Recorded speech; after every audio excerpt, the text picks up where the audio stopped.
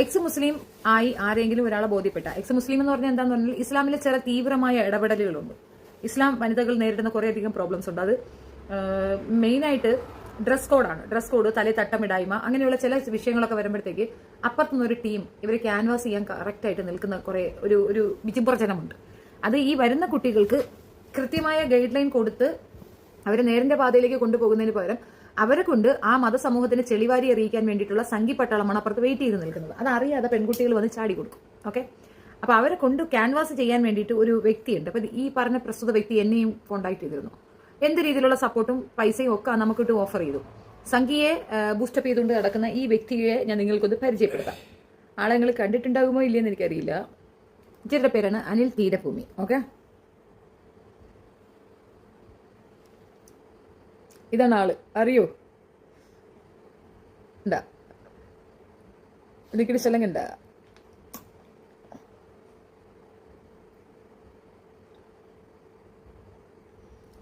അപ്പൊ ഇയാള് ആണ് മെയിൻ കൊണാണ്ടർ. ഈ പറയുന്ന എക്സ് മുസ്ലിം ആയിട്ടുള്ള ആൾക്കാരെ സംഘിപാളയത്തിലേക്ക് എത്താൻ സഹായിക്കുന്നു. നിങ്ങൾക്ക് എല്ലാവർക്കും ഓർമ്മയുണ്ടോ ഇല്ലെന്ന് എനിക്കറിയാം. അഷ്കർ അലി ഓർമ്മയുണ്ടോ?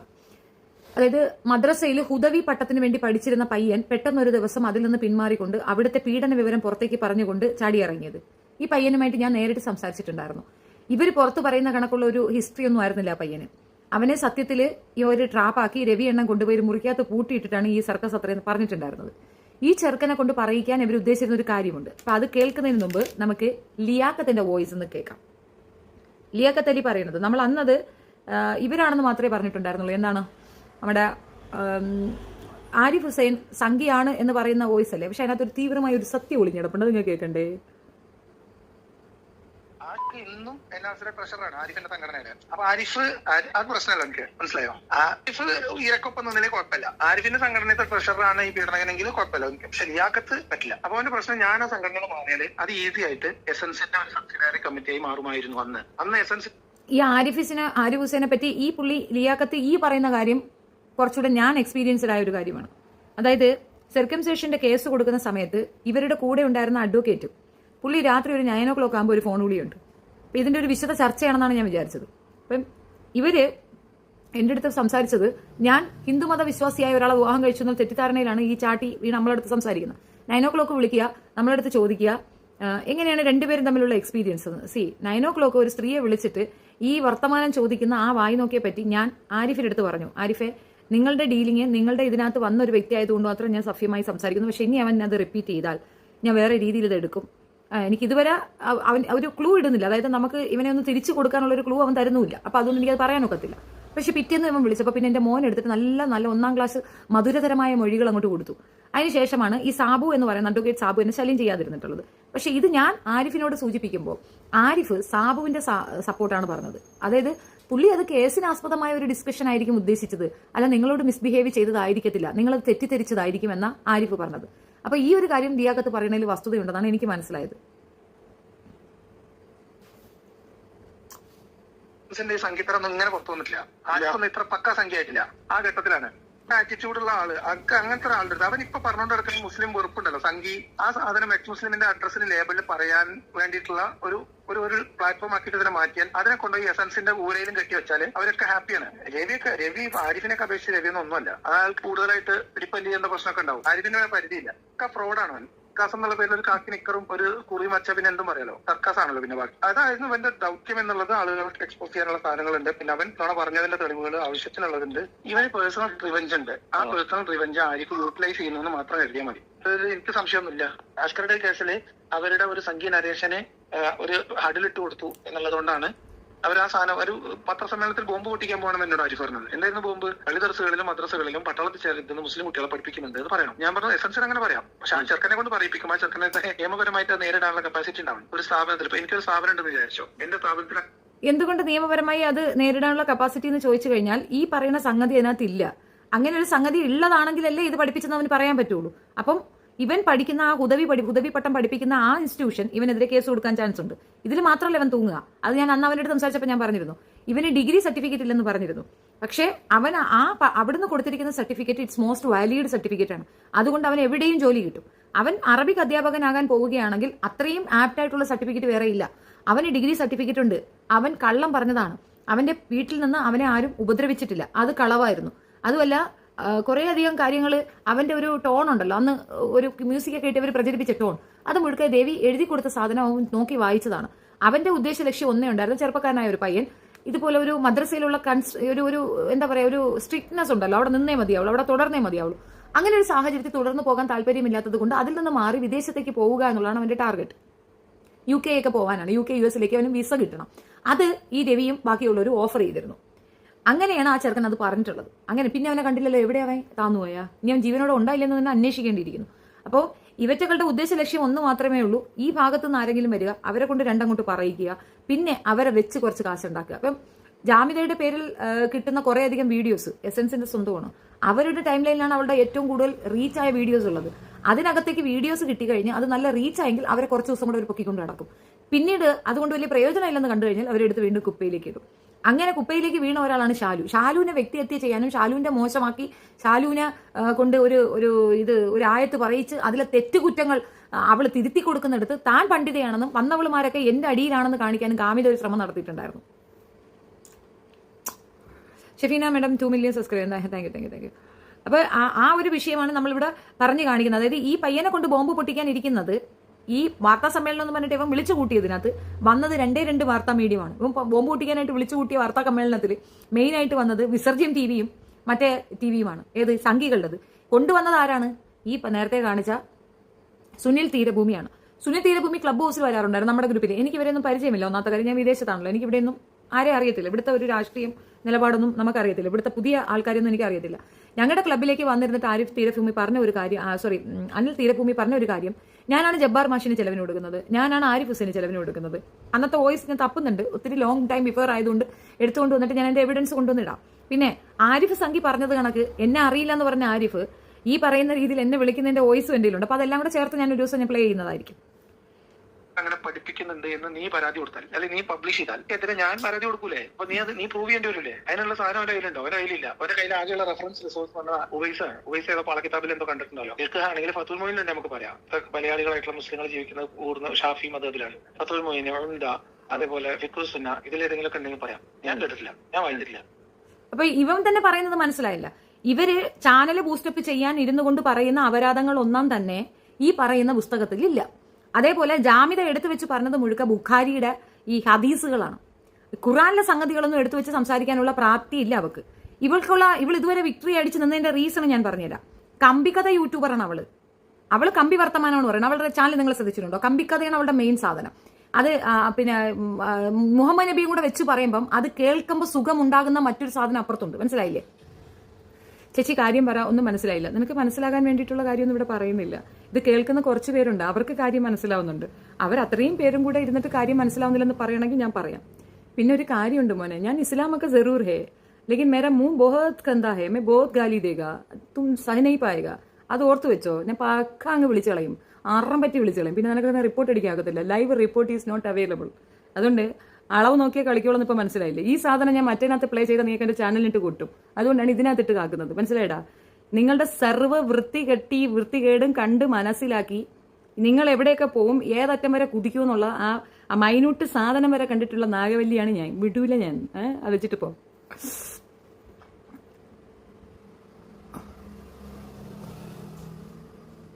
ഓക്കെ, ഇവിടെ മോഡറേറ്റേഴ്സിന് എല്ലായിടത്തും ഒന്ന് ആക്റ്റീവ് ആവാൻ പറയും. ഇവിടെ ഇരിക്കുന്ന മോഡറേറ്റേഴ്സ് ഒന്ന് ഹാൻഡിൽ ചെയ്യൂ പ്ലീസ്. ഹിന്ദി കളിക്കട്ടെ. Thank you. ഈ പറയുന്ന കാര്യം ഞാൻ വീണ്ടും റിപ്പീറ്റ് ചെയ്ത് പറയുന്നതാണ്. ഇവർക്ക് പരസ്പരം തന്നെ അറിയാം, ഇവർ ഈ പറയുന്ന സാധനത്തിന് എതിർവാദങ്ങൾ വരത്തില്ല. എതിർവാദം വരികയാണെന്നുണ്ടെങ്കിൽ അത് ഏതെങ്കിലും ഉസ്താദായിരിക്കും എന്ന് പറയുക. ആ ഉസ്താദ് സാധുവായിരിക്കും. കാരണം പടച്ചവനെ വിശ്വസിച്ച് ജീവിക്കുന്ന, ഖുർആൻ അനുസരിച്ച് ജീവിക്കുന്ന ഒരു വ്യക്തിക്ക് എടുത്തോ പിടിച്ചൊന്നും ഇവരുടെ ഒരു ലൈനിലേക്ക് വരാനൊക്കത്തില്ല. ഇവന്മാര് പട്ടിയെന്നോ ചെറ്റെന്നോ കോഴിയെന്നോ ഒക്കെ വിളിച്ചു കഴിഞ്ഞാൽ പുള്ളിക്കാരൻ പുസ്തകം മടക്കി വെച്ചിട്ടങ്ങ് പോകും. പിന്നെ പോയിരുന്ന് കരയും, പടച്ചവൻ്റെ അടുത്ത് ദുആ ഇറക്കും. അതിനപ്പുറം പുള്ളിയെ കൊണ്ട് സാധിക്കത്തില്ല. അത് ആരായിരുന്നാലും അങ്ങനെ തന്നെയാണ്. ഞാനതല്ല എന്നോന്നാ ഞാൻ പറഞ്ഞത്. സുൽത്താൻ കുടുംബ വാളെടുത്ത ശീലം. വാളെടുത്താൽ രക്തം കാണാതെ ഉറയിൽ ഇടത്തിലിട. ഞാൻ അത് ആരാണ്ട് പറയണേണല്ലോ, ആ കോപ്പി അടിച്ച്. പോട്ടെ. വിടക്കൂടാതെ കൊന്ന് രക്തത്തെ കുടിച്ച് അത് തന്നെ ചണ്ടിയാക്കി തുപ്പിക്കള ശല്യങ്ങൾ. അത്ര കമ്പിക്കഥ എന്താ? കമ്പിക്കഥ പിന്നെ ലവളിരുന്ന് പറയുന്നതാണ് കമ്പിക്കഥ. ജാമിത, കാമിതയുടെ കമ്പിക്കഥ. വന്നല്ലോ നമ്മുടെ മോഡറേറ്റർ എത്തിയിട്ടുണ്ട്. ശരി, താങ്ക് യു. ഈ വിഷയം ഞാൻ വീണ്ടും പറഞ്ഞ ഇതിന്റെ ലൈവിന്റെ ഇടയ്ക്ക് അതിന്റെ ഫ്ലോ പോയി പോകണ്ട. ഇവന്മാര് ആരാണ് എന്താണ് എന്ന് അറിയാനുള്ള ഒരു എക്സ്പ്ലനേഷൻ ആണ് നിങ്ങൾക്ക് സൗകര്യം ഉണ്ടെങ്കിൽ മനസ്സിലാക്കി, സൗകര്യപ്പെടുമെങ്കിൽ നിങ്ങൾ മനസ്സിലാക്കുക. ഇനി ബോംബ് പൊട്ടിക്കുമെന്ന് പറയുന്നത് ഇപ്പൊ ഇസ്ലാം സമുദായത്തിൽ 10-25 വർഷം മുമ്പ് ഒരു പെറ്റീഷൻ കൊടുത്തിട്ടുണ്ടായിരുന്നു. സ്വത്ത് കണക്ക്, സ്വത്തില് പങ്ക് കിട്ടാൻ വേണ്ട. അഹങ്കാരം ഉണ്ടടാ, എനിക്ക് അഹങ്കാരം ഉണ്ട്, അയാം അഹങ്കാരി ഹേ ഹൂ ഹായ്. അത് മാത്രമല്ല നിനക്ക് കേരളത്തിലെ മുസ്ലിങ്ങളെ പറ്റി അറിയാത്തുണ്ട്. കേരളത്തിലെ മുസ്ലിങ്ങൾക്ക് അഹങ്കരിക്കാനുള്ള എല്ലാ സാധനവും ഉണ്ടടാ, അറിയത്തില്ലേ? 26% ഇവിടുത്തെ മെയിൻ കച്ചവട തരംഗങ്ങളെല്ലാം കൈയടക്കി വെച്ചിരിക്കുന്നത് അവരാണ്. സോ ദേ ഹാവ് അഹങ്കാരം.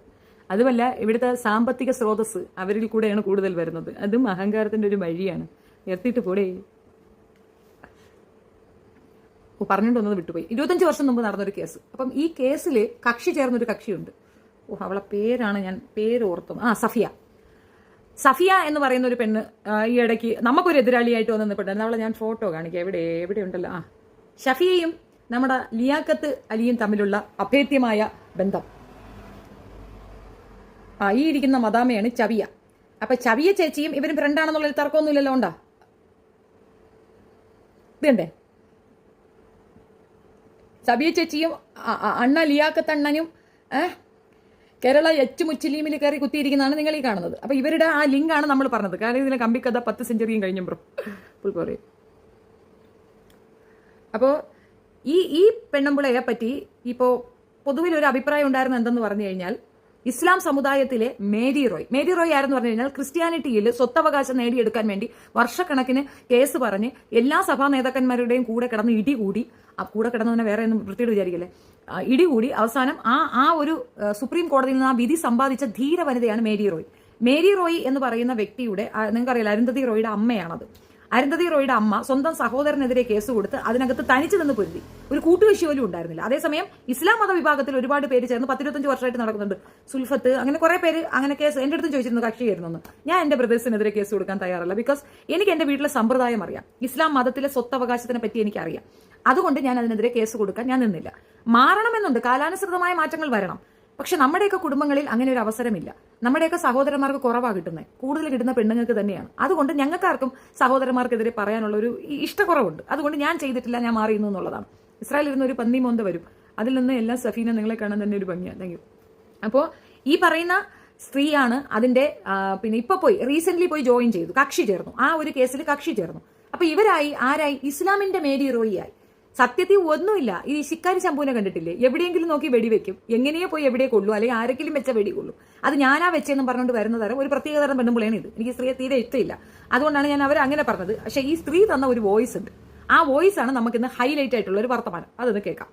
അന്ന് ആരിഫിന് മനസ്സിലായപ്പോ, ആരിഫിനകത്ത് മുതലെടുക്കാൻ നല്ല സാധനം ഉണ്ടെന്ന് മനസ്സിലായപ്പോ ആരിഫ് ഒറ്റ മറികടങ്ങൾ പണ്ടുണ്ടല്ലോ എന്റെ വീട്ടിൽ വന്നാ ആരിഫിന് ഇതിൽ നിന്ന് അന്ന് ആരിഫിന് മനസ്സിലായപ്പോ, ആരിഫിനകത്ത് മുതലെടുക്കാൻ നല്ല സാധനം ഉണ്ടെന്ന് മനസ്സിലായപ്പോ ആരിഫ് ഒറ്റ മറികടങ്ങൾ ഈ പെണ്ണുമ്പുള്ള പറയുന്നതാണ്. അതായത് ആരിഫ് ഒറ്റ മറിയൽ അങ്ങോട്ട് മറിഞ്ഞു. ഇതിൽ നിന്ന് മുതലെടുക്കാൻ കഴിയുമെന്ന് മനസ്സിലാക്കിയ ആരിഫ് ഒറ്റ മറിയൽ മറിഞ്ഞു എന്നാ പറയുന്നത്. ലിയാഖത്ത് അലിയുടെ സുഹൃത്താണേ ഇവരിപ്പോഴത്തെ ഇവരുടെ ആറ്റിറ്റ്യൂഡ് എന്താണെന്ന് എനിക്കറിയത്തില്ല. അന്ന് ഇവരെല്ലാവരും മുച്ചിലിയുമാണ്. ഇവർക്കൊക്കെ ഫണ്ടിങ് ഉണ്ടായിരുന്നുവെന്നും ആ ഫണ്ട് കൊടുത്തത് അനിൽ തീരഭൂമി ആണ് എന്നുള്ളതിന്റെ തെളിവുകളാണ് ഈ പറയുന്നത്. എന്റെ വീട്ടിൽ വന്നാ ആദ്യം ഫണ്ട് എക്സ്മോസ്മെന്റ് ഓഫ് കേരള രൂപീകരിച്ച പിറ്റേ മാസം, പിറ്റേ ആഴ്ച, 2ാമത്തെ ആഴ്ച ഇവിടെ ഒരു തമ്പുരൂർക്കാരൻ ഒരു എന്താണ് അവന്റെ പേര്, ബാദുഷ ആരിഫായിട്ട് വന്നിട്ട് പിന്നെ അല്ലേ ഞാനിത് പറഞ്ഞു പുനഃതീരഭൂമി വഴിക്കൽ വന്നിരുന്നു. നമ്മുടെ ഫ്രണ്ടാണ് ഇവിടെ വരാറുണ്ടെന്ന് പറഞ്ഞു. അത് ഓബ്വിയസ്ലി എന്താന്ന് വെച്ചാൽ എന്റെ അടുത്ത് വന്നിട്ട് കാറ്റ് നിനക്ക് എന്തും തരാം, പൈസ തരാം, ഇത് തരാന്ന് പറഞ്ഞിട്ട് ഇറങ്ങി പോടാവുകയെന്ന് ഞാൻ പറഞ്ഞു. അപ്പോ അതേ ആള് നമ്മുടെ ഫ്രണ്ടാണെന്ന് ആരിഫ് പറയണമെങ്കിൽ ഈ ആരിഫ് ഇതേ ഓഫർ വെച്ചിട്ടുണ്ടാവും.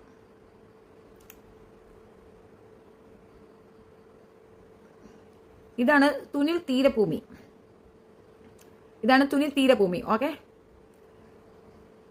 ഇപ്പൊ നിങ്ങൾ ഈ കേട്ട വോയിസ് ഒന്നും കൂടെ കേട്ടോളൂ. ആരിഫിന് മനസ്സിലായപ്പോ, ആരിഫിനകത്ത് മുതലെടുക്കാൻ നല്ല സാധനം ഉണ്ടെന്ന് മനസ്സിലായപ്പോ ആരിഫ് ഒറ്റ മറികടങ്ങൾ പണ്ടുണ്ടല്ലോ എന്റെ വീട്ടിൽ വന്നാ ആദ്യം ഫണ്ട് എക്സ്മോസ്മെന്റ് ഓഫ് കേരള രൂപീകരിച്ച പിറ്റേ മാസം, പിറ്റേ ആഴ്ച, പിറ്റേ ആഴ്ച, 2ാമത്തെ ആഴ്ച ഇവിടെ ഒരു തമ്പുരൂർക്കാരൻ ഒരു എന്താണ് അവന്റെ പേര്, ബാദുഷ ആരിഫായിട്ട് വന്നിട്ട് പിന്നെ അല്ലേ ഞാനിത് പറഞ്ഞു പുനഃതീരഭൂമി വഴിക്കൽ വന്നിരുന്നു.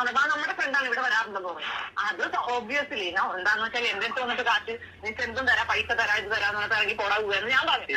അപ്പോ അതേ ആള് നമ്മുടെ ഫ്രണ്ടാണെന്ന് ആരിഫ് പറയണമെങ്കിൽ ഈ ആരിഫ് ഇതേ ഓഫർ വെച്ചിട്ടുണ്ടാവും. നിങ്ങൾക്ക് സ്വത്ത് ഭാഗം വെച്ചപ്പോൾ ലാഭമുണ്ടായി എന്ന് വെച്ച് എല്ലാവർക്കും അങ്ങനെയില്ല, ആരെങ്കിലും ഒക്കെ പ്രതികരിക്കണ്ടേ?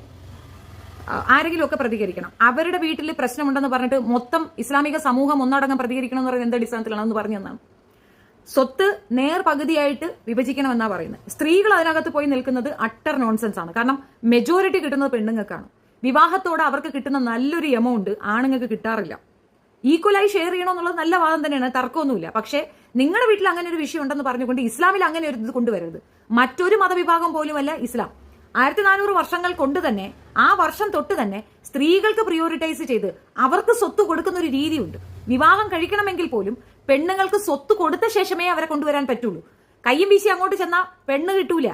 അവർക്ക് കൊടുക്കേണ്ടത് കൊടുക്കണം. ഇന്ത്യയിലെ നിയമം അനുസരിച്ചിട്ട് ഇന്ത്യയിലെ ഒരു കൾച്ചർ വെച്ച് 1960 തൊട്ട് ഇവിടെ സ്ത്രീധന നിരോധന നിയമമുണ്ട്. പക്ഷെ എന്നാൽ പോലും ഇവിടുത്തെ ഇത് വെച്ചിട്ട് ബാക്കിയുള്ളവർ കാണിക്കുന്ന കണക്ക് സ്ത്രീധനം കൊടുക്കുന്ന ഒരു ടേമിലേക്ക് അതപ്പതിച്ചത് നിങ്ങളുടെ കെടുകാര്യസ്ഥതയാണ്. ഇസ്ലാമിൽ അങ്ങനെയല്ല, മഹറാണ് കൊടുക്കുന്നത്. ഞങ്ങൾക്കും ഒക്കെ 100 100 1000 മഹർ തന്ന് തന്നെയാണ് വിവാഹം കഴിക്കുന്നത്. ഇപ്പോഴത്തെ സിസ്റ്റം മാറി. തമിഴ്നാട്ടിലൊക്കെ എന്ന് പറഞ്ഞാൽ ഒരു താലി വരെ കൊണ്ട്, നമുക്ക് താലിയൊന്നുമില്ല, അത് മഹറാണ്. ഒരു താലി തന്നെ കൊണ്ട് കൊടുക്കണമെങ്കിൽ ആ താലിയും പെണ്ണ് വീട്ടുകാർ കൊടുക്കുന്ന ഒരു രീതിയിലേക്ക് സാധനം ചേഞ്ച് ആയി. അപ്പൊ ഇസ്ലാമിയത്ത് എൻ്റേർലി ഡിഫറൻ്റ് ആയി. ഇസ്ലാമിൽ പറയുന്നത് പെൺകുട്ടികൾക്ക് സ്വത്തവകാശം ഉണ്ട് എന്ന് തന്നെയാണ്. പെണ്ണുങ്ങൾക്ക് കൊടുക്കണം. അത് മരണശേഷമുള്ള വിഭീതം വെപ്പോ അതൊന്നുമല്ല. ഈ വിവാഹത്തോടനുബന്ധിച്ച് നടക്കുന്ന ഒരു ക്രയവിക്രയത്തിൽ നിശ്ചയമായും പെണ്ണുങ്ങൾക്ക് ഒരു റൈറ്റ്ഫുൾ ആയിട്ട് അതിനകത്തുണ്ട്. അതുകൊണ്ട് തന്നെയാണ് എനിക്ക് പറയാൻ പറ്റില്ല. ഇപ്പൊ എനിക്ക് 120 പവനിട്ട് കെട്ടിച്ചതാണ് എന്നെ. 1 ഏക്കർ പറമ്പ് തന്നു. ഉമ്മാക്കാകെ 5 ഏക്കറേ ഉള്ളൂ.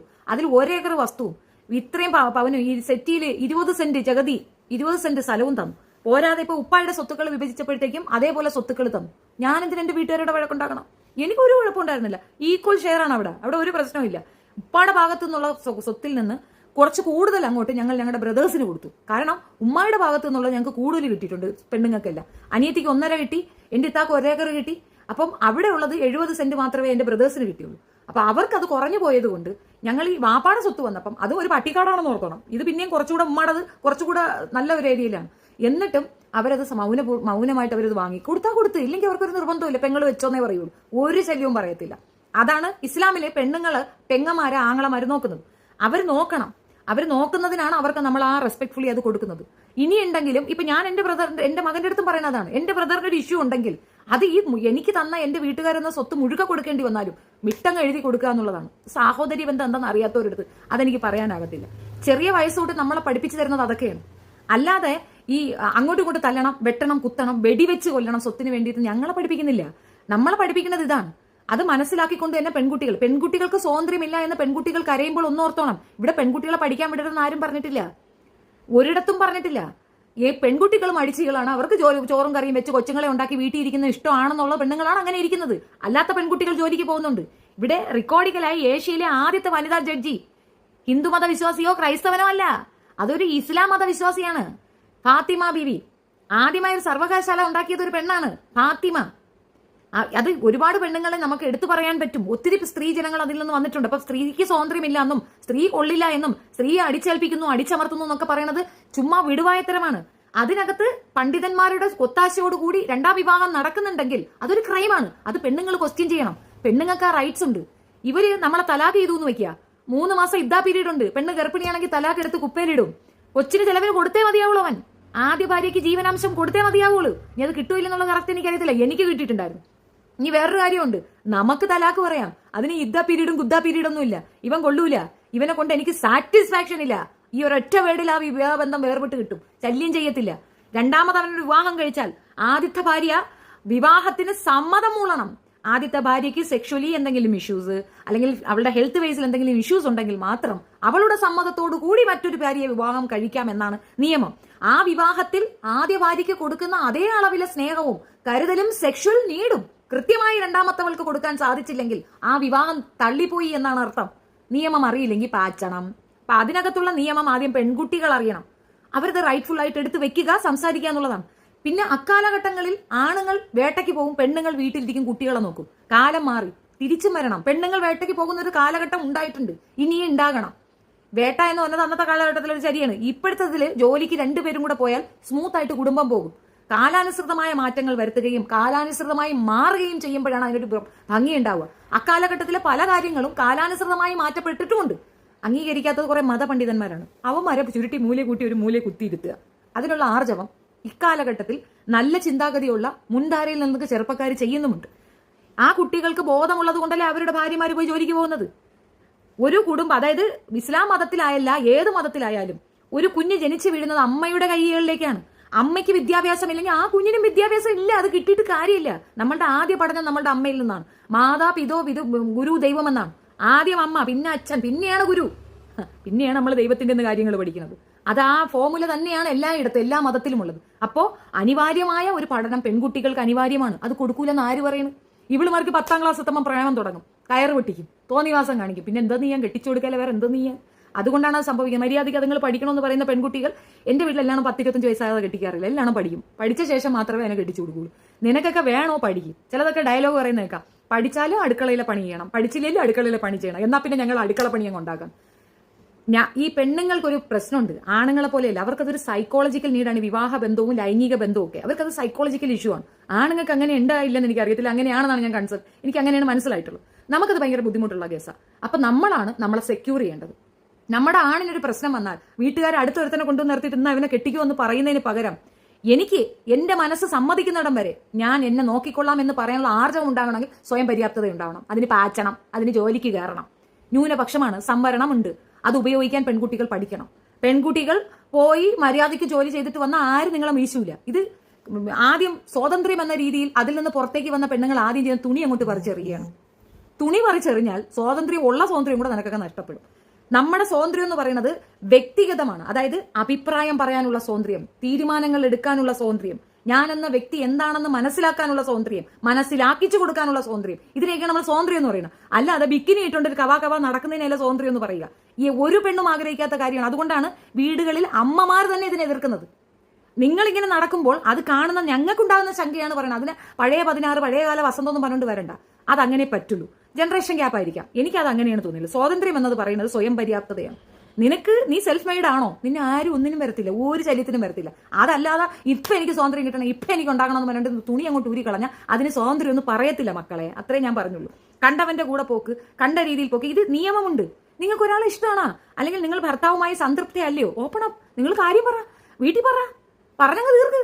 വേണ്ടെങ്കിൽ അടുത്ത കള നോക്ക്. അല്ലാതെ അവരെ വെച്ചുകൊണ്ട് വ്യഭിചരിക്കാൻ പോകുന്നതിന് വ്യഭിചാരം എന്ന് തന്നെയായിരിക്കും പറയുക. അപ്പം വിഷയത്തിലേക്ക് വരാം, വിഷയം വിട്ടു പോകണ്ട. ഈ വ്യക്തി എന്നെയും ഉൾപ്പെടെ എല്ലാവരെയും അപ്രോച്ച് ചെയ്തിരുന്നു. ഒരുപാട് പൈസ ഓഫർ ചെയ്യും. ഇവന്റെ പൈസ, അതായത് 9 കോടി രൂപ എന്തോ ചെലവാക്കപ്പെട്ടു എന്നാണ് നമ്മൾ അറിയുന്നത് കൂടുതൽ. അപ്പം ആ 9 കോടി രൂപ എവിടേക്ക് വന്നു, ആർക്കൊക്കെ പോയി എന്നുള്ളത് ഇവനെ പിടിച്ച് കുടഞ്ഞാൽ തീരും. ഇവനെ പിടിച്ച് കുടഞ്ഞാൽ കിട്ടും. ഇനിയിപ്പോൾ അത് സർക്കാർ തലങ്ങളിൽ ഒരു അന്വേഷണം വന്നാൽ അത് കൃത്യമായിട്ട് മനസ്സിലാകും. ലിയാഖത്ത് അലി അതിൽ വാങ്ങിയിട്ടുണ്ട്, ആരിഫ് ഹുസൈൻ വാങ്ങിയിട്ടുണ്ട്.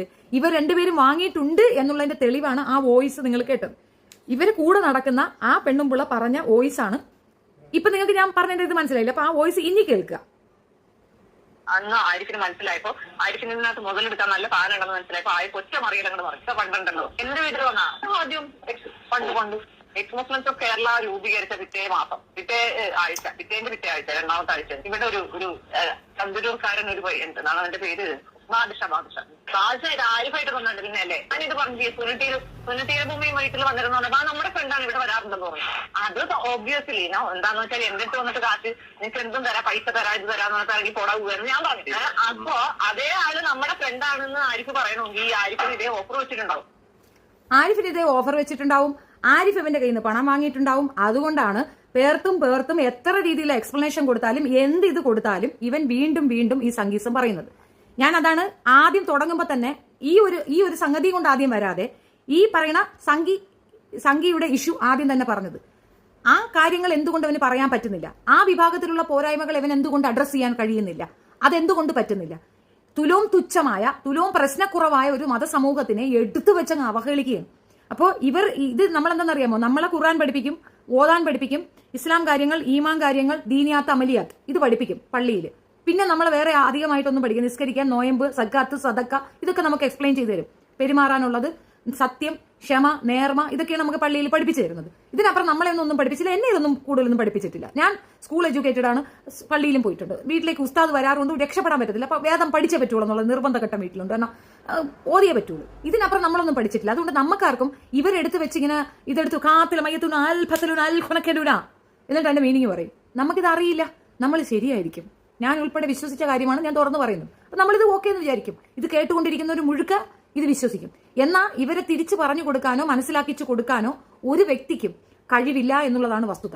കഴിവുള്ള കുട്ടികൾ വന്നപ്പോൾ ഇന്നലെ കണ്ടില്ലേ എടുത്തോടുന്നത് ലിയാക്കത്ത്. ആമ്പിളർ വന്നത് കണ്ട അവന്മാർ മെനക്കെട്ട് പഠിച്ച് വന്ന് വാടാ ഇപ്പൊ ഇല്ല. അപ്പൊ അതിനകത്ത് എന്താണ്, കൃത്യമായി കാര്യമായി അവർ കാര്യം പറയും. നീ പത്തഹൽ മൈമേൻ എന്ന് പറഞ്ഞിട്ടുണ്ടെന്നാൽ പത്തഹൽ മൈമേൻ വെച്ച് അവർ സംസാരിക്കും. രാഷ്ട്രീയം പറയുകയോ ചരിത്രം പറയുകയോ ചെയ്താൽ ഇപ്പുറത്ത് പെണ്ണുങ്ങളുണ്ട് സംസാരിക്കും. നീ പത്തഹിൽ മൊയ്മേൻ പഠിക്കണമെന്ന് പറഞ്ഞാൽ ഞാൻ പത്തഹിൽ മൊയ്മേൻ പഠിച്ചോണ്ട് വരാം. ആ മൊയ്മേൻ വെച്ച് നമുക്ക് സംസാരിക്കാം. ചലഞ്ച് ചെയ്യരുത്. ചലഞ്ച് ചെയ്താൽ ഇപ്പുറത്ത് നിൽക്കുന്നവർ സ്ട്രെങ്ത് കൂടും, കൂടുതൽ കാര്യങ്ങളുമായി വരും എന്നുള്ളതിൽ തർക്കമേ വേണ്ട. ഇവരെടുത്ത് സംവാദത്തിനല്ല പോകേണ്ടത്, വലിച്ചു കീറി ചെവിക്കലുകളൊക്കെ അട്ടിയാണ് പറ്റിക്കേണ്ടത്. ഇവന്മാര് സംവാദമല്ല. നാളിതുവരെ ഇത്രയും കാലമായി ഈ മതസമൂഹത്തെ അവഹേളിക്കുകയും ഇതേപോലുള്ള തെറ്റായ കാര്യങ്ങൾ പ്രചരിപ്പിക്കുകയാണ് ഇവർ ചെയ്തിട്ടുള്ളത്. ഇത് ഞാൻ പറഞ്ഞപ്പം ആരിഫ് ഒരു വീഡിയോയിൽ പറയുന്നുണ്ട്, കേസ് കൊടുക്കാൻ പോകുന്നതിൽ ഇതും കൂടെ വെച്ചോണ്ട് എടാ ഹാർപ്പിക്കിനുണ്ടായ ഹാർപ്പിക്ക് മോനെ നിനക്കത് മനസ്സിലാവാത്തത് കൊണ്ടാണ്. ക്രൈം സീൻ എന്താണെന്ന് കൃത്യമായി നിനക്ക് അറിയാത്തതുകൊണ്ടാണ്. BNS വന്നപ്പോൾ നീ വിചാരിക്കുന്ന മറ്റേനെക്കാട്ടി നല്ലതാണ് ഇതെന്ന്. അല്ല, അതിനേക്കാൾ കെടുകെട്ടതാണ് ഇത്. ഇതിനകത്ത് വകുപ്പുണ്ട് എന്നുള്ളതാണ് വസ്തുത. ഒപ്പുശേഖരണം നടത്തി കൃത്യമായി നിന്നെ രണ്ടിനെയും പൂട്ടാനുള്ള വകുപ്പിന് ഞാൻ ഇറങ്ങി നിൽപ്പുണ്ട്.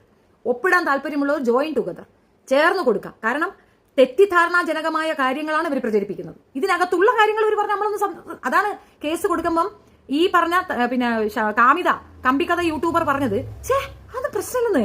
അതിലെന്താ പറയിടാതിരിക്കുന്നേ? അതൊന്നും കുഴപ്പമില്ല. നമ്മൾ ഈ മുസ്ലിംസിനെ വിമർശിക്കുന്നതിൽ എന്താ പ്രശ്നം?